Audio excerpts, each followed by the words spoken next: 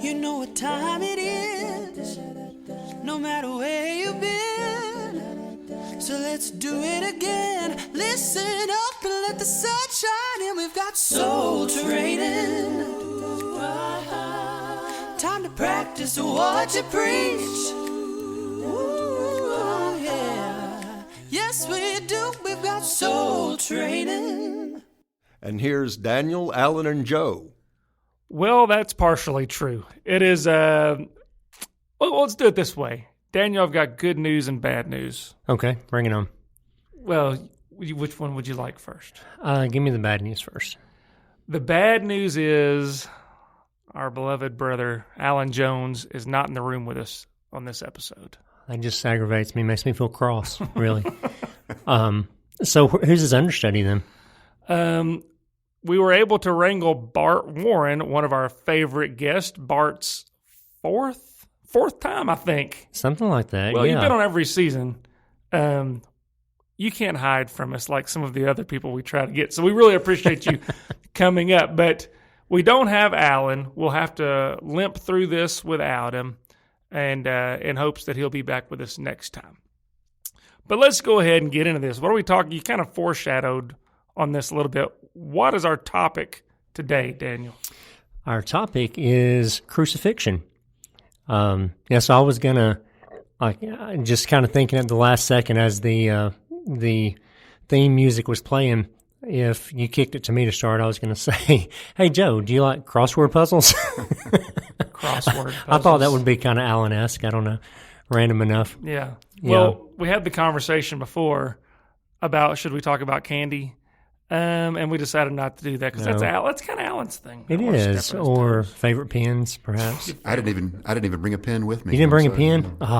How can you sit in Alan's chair and not have a pen? I've done him wrong. That's shameful. I'm sorry. Shameful. Well, so that's one thing. It'll help my editing out because I won't hear this the entire episode. But no, Alan, we love you. Whenever you hear this, we miss you. Can't wait to be back with you. Yeah, get back quickly. So we're talking crucifixion, crosses. I think, well, there's an obvious reason why we want to talk about this. Played a pretty big part in world history and in our spiritual destinations. But can we do a little bit of background on it? It's a weird way to die. Mm-hmm. Somebody builds this contraption, throws somebody up there in hopes that they will die on it. Do you all have any insight on where this might have come from, or did it have any other original uses? Yeah, let's cross-examine Bart about this. Oh man, it's going to be one of those. We need a clicker to count instead of pin clicks, a clicker for how many dad jokes Daniel makes about crosses. So go ahead. You're the special guest, so you're bringing the expertise this time. Oh boy. Well, we do know that it's been around for a really long time. So often, Bible students, we credit Rome with being the experts, and they certainly perfected it, and they used it in a way that was powerful in the worst kind of way. But Rome certainly didn't invent it. It was around for a long time. The 6th century, we know going back to the 6th century that the Persians utilized it. I read somewhere that King Darius, king of Persia, crucified 3,000 Babylonians when he conquered that territory at one point. And then later, Alexander the Great is credited with crucifying 2,000 men of military age after they destroyed Tyre. And then, and this one is really sort of, I don't know, irony is not the right term, but even the Jews, some 800 Pharisees were crucified by Alexander Janus in the 1st century BC whenever they were involved in a revolt. So even Jews used crucifixion. And so it's sort of... that is sort of ironic, huh? It is. It's really terrible. But when you move forward to a time when, to Rome, in the year 71 BC, following a slave revolt, Rome crucified 6,000 recaptured slaves, and they put them on the Appian Way, the very well-known, well-traveled location. There was some talk that at this time, when the Romans were crucifying people, that they ran out of room and they ran out of wood to use as crosses. I mean, that was hyperbolic language, but the idea was they were crucifying so many people that they ran out of room and ran out of the timber to put them on. So Rome definitely took this to a different level than the others had, but they didn't invent it. Was They that the used it to slave their revolt? advantage. Was that the Spartacus slave revolt? The one in 71 BC? Yeah. I think so, where, yeah, I think so. I'm not going to say I think so. I don't have that in front of me. I didn't research that, Daniel, but I think so. Okay. You just said that at one specific point, one date, 6,000 we know of were crucified there. But there's not tons of physical evidence left over from, I guess, folks who've been crucified. I've heard of one that they found. Do you know? I guess you know about that. You know everything. But you know about that one. Can you speak about that and maybe why there hasn't been more skeletons? Sure. Well, part of the deal is there is more than just that. We found other locations where, 'cause I think you're referring to the one with the nail through the heel bone. Yeah. So there's been others that have been similar to that we've found. But one of the major reasons why there's a dearth of physical evidence in this way is because what was done to the victim. The victim was left on these crosses, generally speaking, to just be eaten away by the birds, to be eaten away by the dogs. And so as the vultures came along and used their bodies as in the flesh as their meat and their food, there wasn't much left. And so the crosses were then stripped down and then used again for other people. They were repurposing them for further torture and also for just further use of the timber. So the way that they killed the people didn't lend itself to an overabundance of physical evidence like that. But we have so many documents, so many people who have written about the horrible things that they saw and the terrible memories that were burned into their brains because of what they witnessed, that this is one of the most well-attested items of history, that this was a real thing that took place on such a terrible and impressive level. Yeah, you wouldn't expect to see a lot of leftover remains from that because, a human body, organic body, unless it's been embalmed or mummified or fossilized or in some way has been preserved, you're not expecting it to last for a long, long time with exposure to various carrion animals and things that are going to, and even the wood, that's organic as Right. well. Right, It's of going to course. rot if it's not treated in some way. Right. So that shouldn't be anything that causes us any type of concern. So as you were preparing for this, one of the things that people often do when they talk about crucifixion, try to understand it, is try to understand the level of pain. Even the term excruciating itself means, out of the cross. It's that word that has made its way into our vocabulary as the descriptive word for incredible, intense pain comes from a description of the cross. So talk to us a little bit about why the cross hurt so much, what death on the cross was like. Sure. Well, the first thing is, once you got to the cross, you were already in a great amount of pain. There was torture that preceded the cross. And we even have record of some people that from the whippings, the flagellation that they took before going to the cross, that they died before they even got there because their backs were just destroyed, just ripped to shreds. And so there'd be a great amount of blood loss there. But then once you are placed on the cross, nailed to the crossbeam, which again, there's the discussion of many of the participants in the crucifixion had to carry the crossbeam from one place to the final destination as another method of humiliation, another method of torture. oftentimes the crossbeam weighing something like 125 pounds. And so when you are beaten to within an inch of your life, and then you're forced to do manual labor right up to the very end, and then you're nailed to this torture device, even the way in which they nailed you to the device was designed to be extra painful.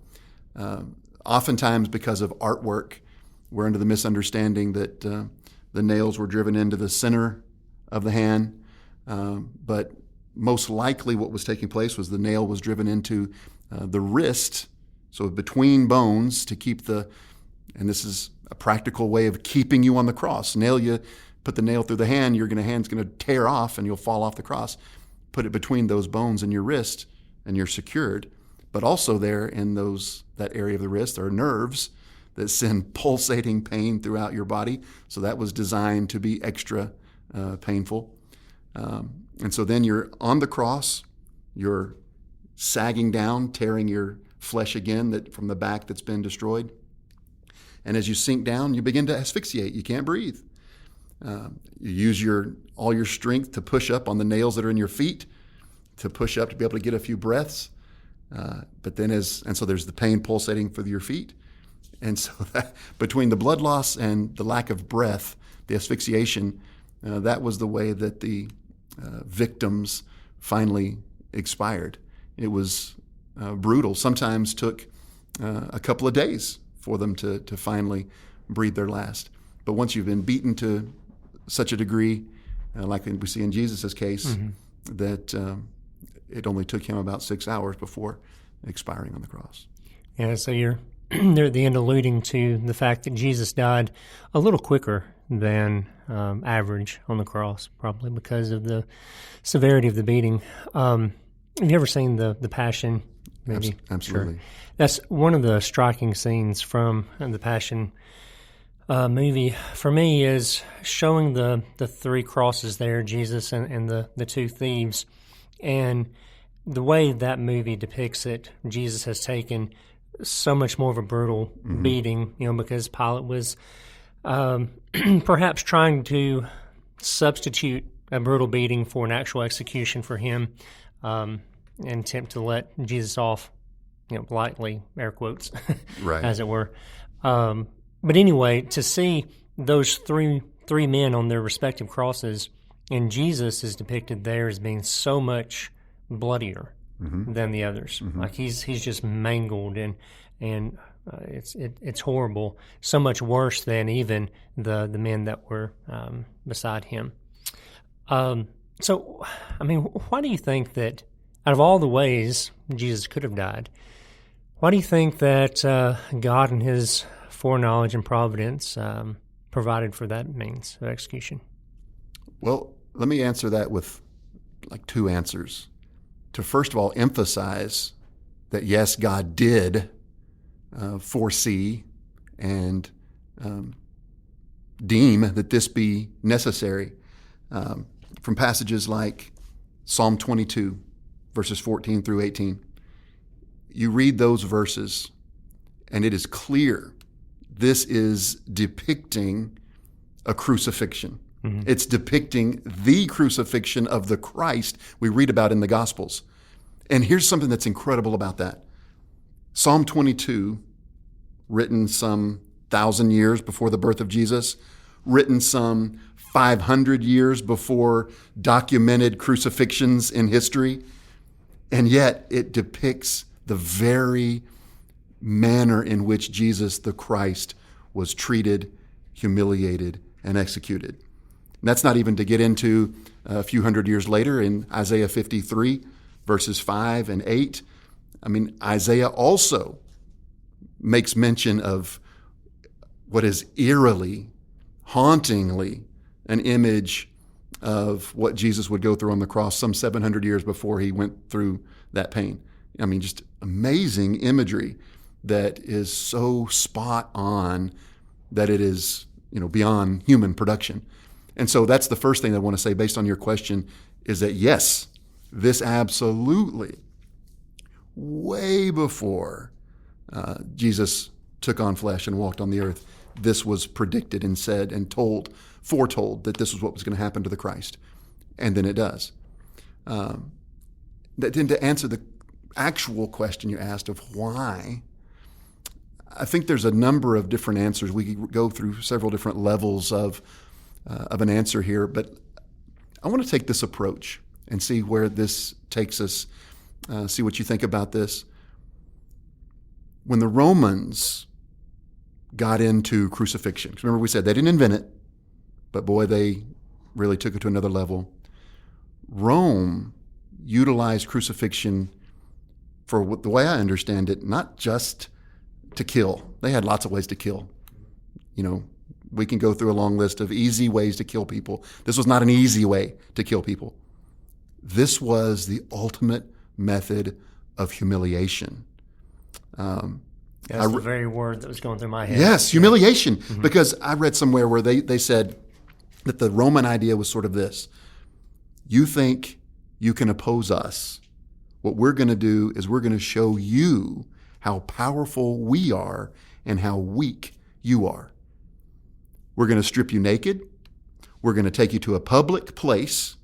Remember, these things were done in a public place, not in a corner where it was rarely seen, but in a high traffic area. Yeah, that's an important detail. Yeah. And so we're going to strip you naked, take you to a public place. We're going to nail your hands, your wrists to a crossbeam, nail your feet to an upright, and we're going to set you up and as a public spectacle for people to see and make fun of.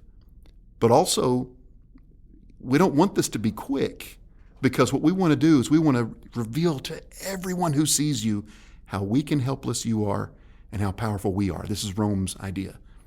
We're going to show the world we're powerful and you're weak. And so in doing this is going to be a warning to other people, right? It's not only going to show you you're small. We can put our thumb on you. We can hurt you. We're strong, but we're going to warn other people. And so like with some of the common crucifixion people would be captured runaway slaves. So you put a captured runaway slave on a cross to tell other slaves, don't run away. This is what we do. You're weak, we're powerful. This is also what they do to enemies of the state, the ones who have tried to, in some kind of way, overthrow the powers that be. This is a warning. If you try to rebel, or you even just plan to rebel, and we catch you, this is what we do. You make a plot to overthrow the Roman government, you'll be crucified. And so the idea here was, we're going to show you how weak you are and how strong we are. And in doing so, be a warning to other people. And so when the Romans, and this is, to me, this is what makes me have goosebumps. You say, why crucifixion? Well, for one thing, this was the ultimate way in which a man, a human government could say, I'm strong and you're weak. And remember when Jesus stood before Pilate, and Pilate saying, I can get you out of this. Don't you know the power I have?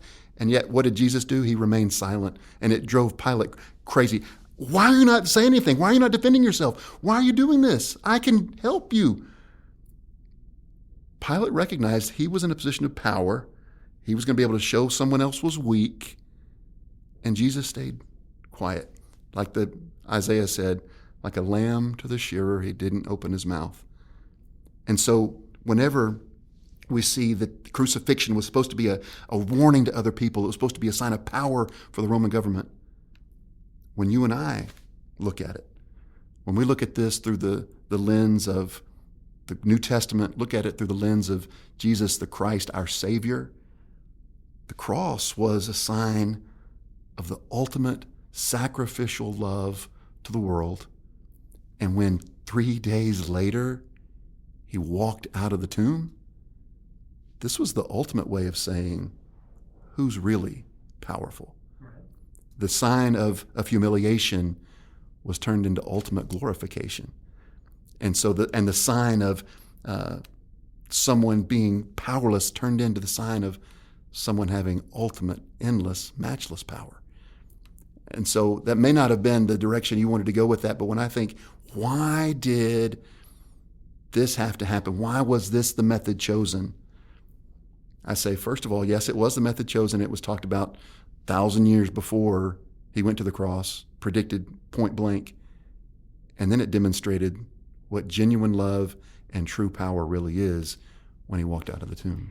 You know, as you were describing the reasons for crucifixion from a Roman point of view, thinking about the slave that has rejected his master and run away, thinking about the one who has revolted against who is supposed to be in power and been a rebel.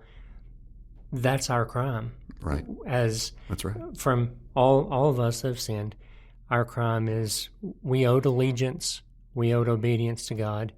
We put something else in his place, whether it be ourselves or somebody else, and we were runaway servants, and we were revolting against God. And so the penalty from a Roman point of view that you and I should have had in the time would be crucifixion. So he's, in a literal sense, they're taking the penalty that is rightly due to us. That's right. And that's what Isaiah said in Isaiah 53, and then Peter echoes it and says the same thing, that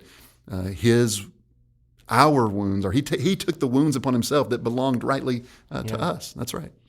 You know, something, this is maybe a little cheesy, you might think, but I'm kind of a cheesy guy.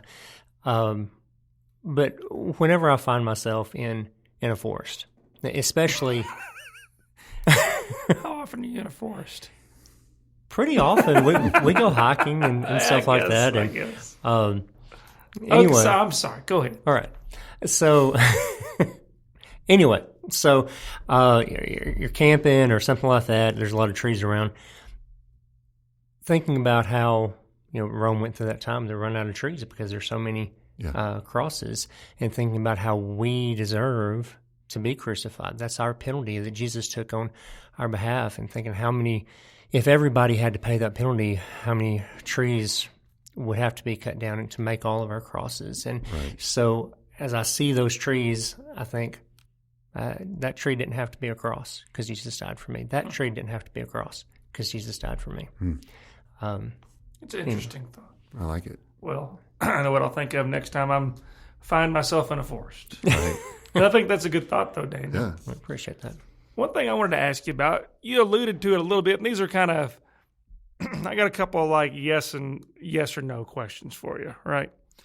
One of them is we were talking earlier about Bart Ehrman, and I don't want to give him any more time than this question.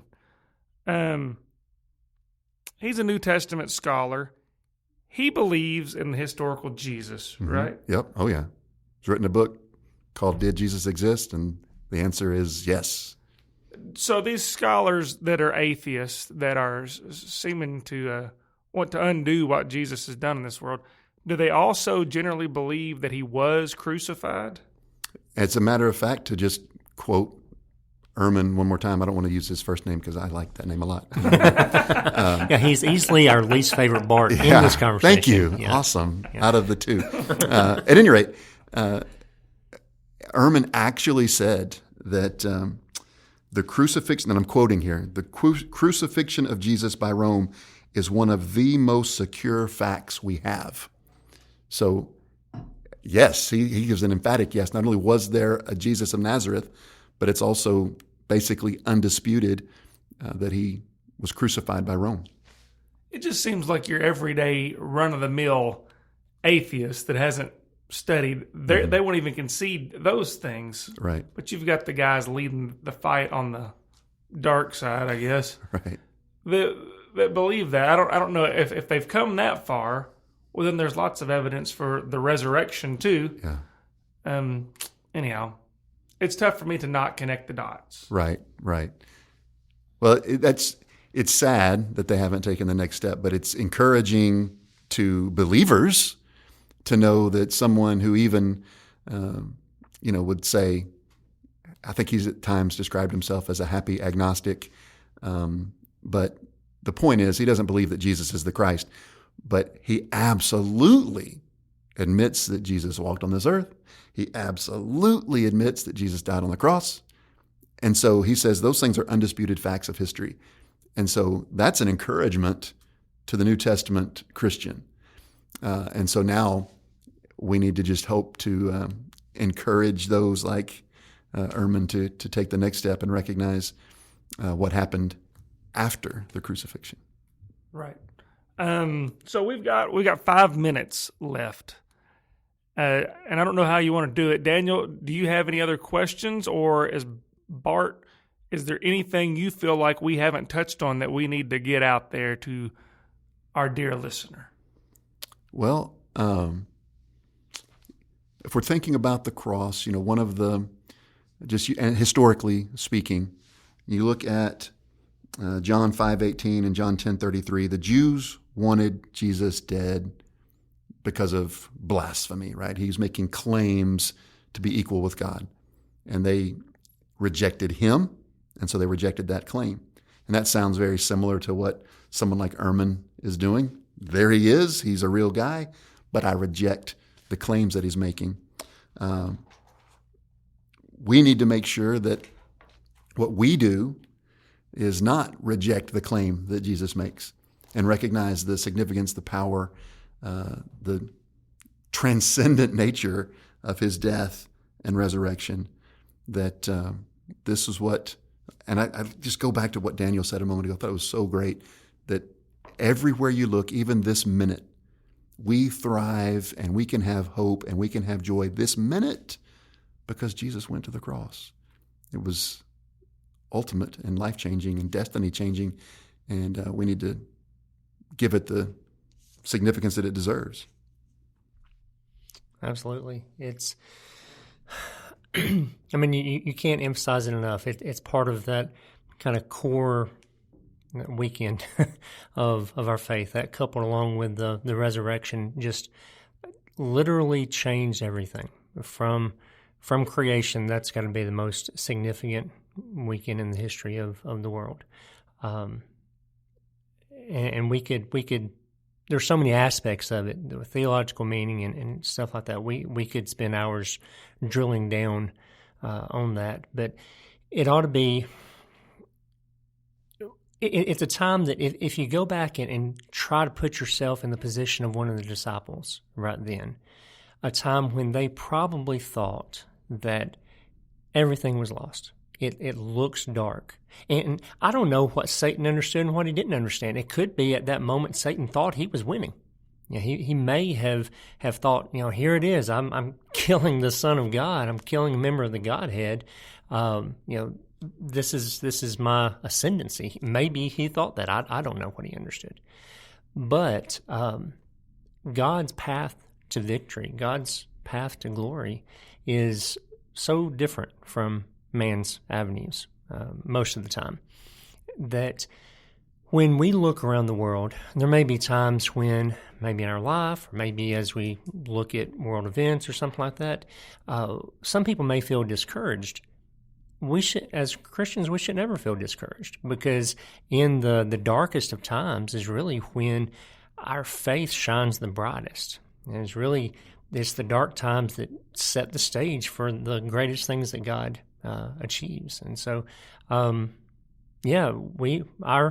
perspective ought to be just kind of the opposite of the world. When everybody else is feeling down, we ought to be strong. Yeah. And so since you said that, it just hit me. We've been sitting here all these minutes and discussing things, and we've made references to a few Old Testament passages. I don't know that we've actually even read any of the Gospels that depict the crucifixion of Christ, but I think this would be an appropriate time to read, and not even from the Gospels, but I want to read it, Romans 5, beginning at verse 6. While we were still weak, at the right time, Christ died for the ungodly. For one will scarcely die for a righteous person, though perhaps for a good person one would dare to even die. But God shows his love for us, and that while we were still sinners, Christ died for us. Since therefore we have now been justified by his blood, much more shall we be saved by him from the wrath of God. For if while we were enemies we were reconciled to God by the death of his Son, much more, now that we are reconciled, shall we be saved by his life. More than that, we also rejoice in God through our Lord Jesus Christ, through whom we have now received reconciliation. The cross of Christ is what you just said gives us hope. Yeah. That's what it's all about. And this episode actually pairs wonderfully well with the last one we recorded. I don't know what order these are going to release in, but dear listener, we also have an episode. Maybe it was last week. I don't know when when it's going to come out, but on the Lord's Supper. And so, as you're taking the Lord's Supper, as you're thinking about the Lord's Supper, the stuff we're talking about in this episode are things that ought to be forefront in your mind during that time, and it goes very well with that. Yeah. Okay. Well, I think that's a great way to wrap it up. And we're like, I hate to say it, but we're like right on the nose money. Nice. We typically, it's supposed to be a 30-minute show. It's usually like a 38-minute show. But that's okay. We don't charge any extra because for that. It's like free baseball at extra Right, innings, right? right. We give them extra innings every time. But, okay. Well, thank you very much, Bart, for being with us and for the knowledge you have and sharing that with us and enlightening us on that a little bit. Same with you, Daniel. I didn't enlighten anybody tonight, but that's okay. I was the first audience for you boys. Alan, we miss you. We'll see you next go around. Hurry home, Alan. Yeah. Daniel, can you take us home?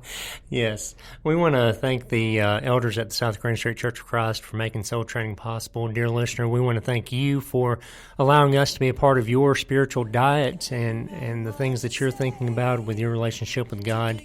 We would love to hear from you. Send us an email. You can give us your thoughts and your questions. We always try to deal with those when we can.